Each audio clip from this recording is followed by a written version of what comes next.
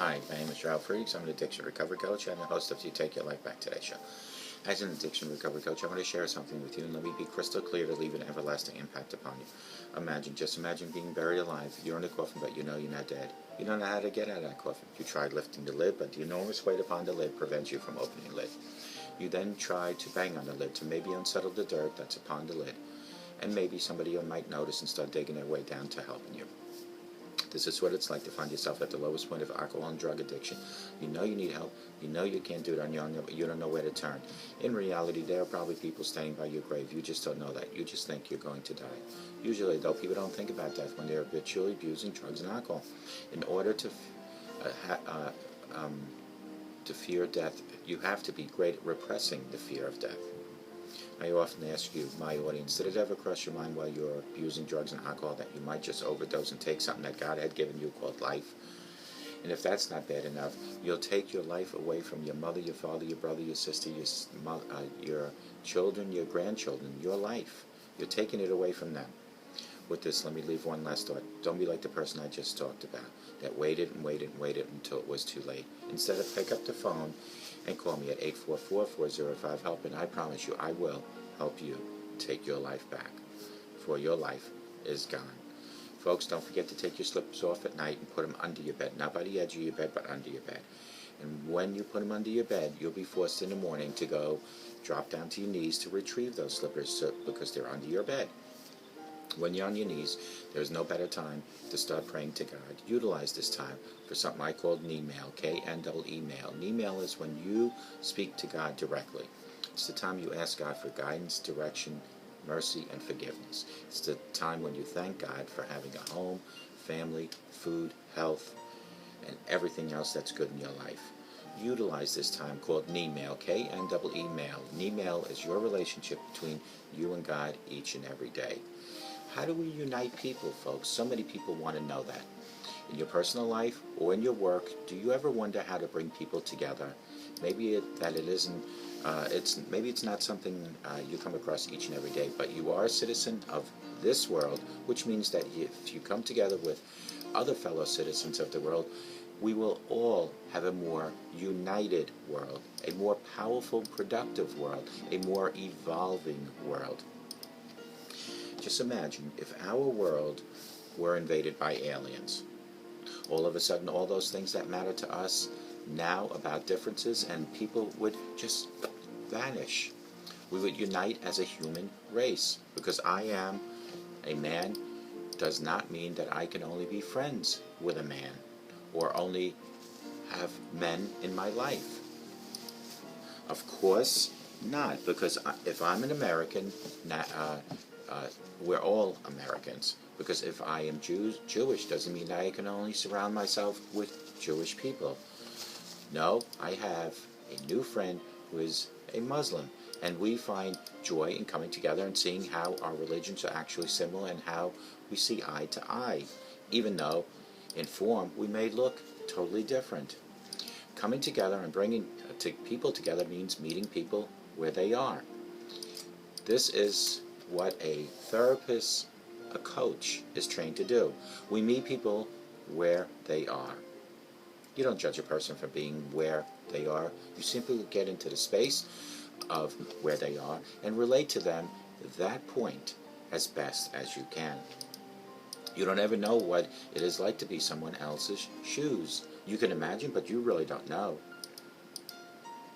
But you can only take away that judgment and know that this is where they are. I am a big activist for people's rights, especially women's rights. How do I meet with someone who is, let's say, a sexist? Well, I try to get into their psyche and figure out how and why they got the way they are. Maybe this is something that has been rooted in them for generations, possibly by parents or grandparents, and has become part of their life. And they have become to believe that it's the true way of living. When you can meet someone where they are, then you have the most hope of transform and to make peace with and for them. To make peace is really what we want, all of us, don't we? I don't know anyone who wants to be at war. Even with people who are going to war claim that it is for the good of peace. All the different colors, genders, sexual orientations, religions, nationalities, and ages, they're all perfect as they are in this moment, where they are. If you can say that without judging and respect other people's differences, while at the same time finding your common humanity, you can recognize the contributions these differences make. If you were born as a man or a woman, they are two different genders. Is one better than the other? No, definitely not so. It means that they are different. They each have some different things to offer the world. They complement each other, and at the core, they both are the same. They are called humans. To unite people, to bring people together, to relate to people, you must meet them where they are and respect whatever they are and whoever they are, where they need to be at this moment. Realize that differences of religion, actions, beliefs, or thoughts may not be right for you, but maybe it is right for the person that you are talking to. That person where he or she is might believe in their own religion, in their own actions, and their anything else, and it might not agree with you, but that's where they are.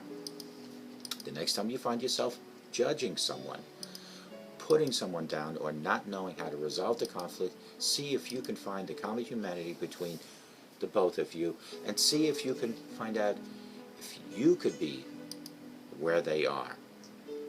Put yourself into someone's shoes that's going through hardships, that's going through marital issues, that's going through job issues.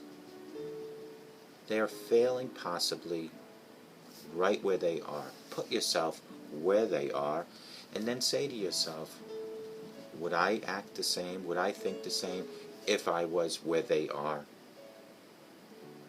Number one reason or way to unite people together is to put yourself where they are, and it's to stop judging other people.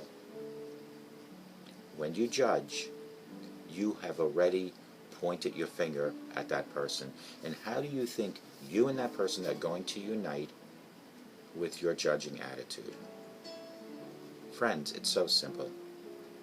Always put yourself in the situation of the person that you might be criticizing or the person you might be judging. Put yourself where they are. Give me a call at 844-405-HELP, and I promise you, I will not only help you take your life back, but I will never, ever judge you. I will put myself to where you are, and together we will unite. And may God bless you.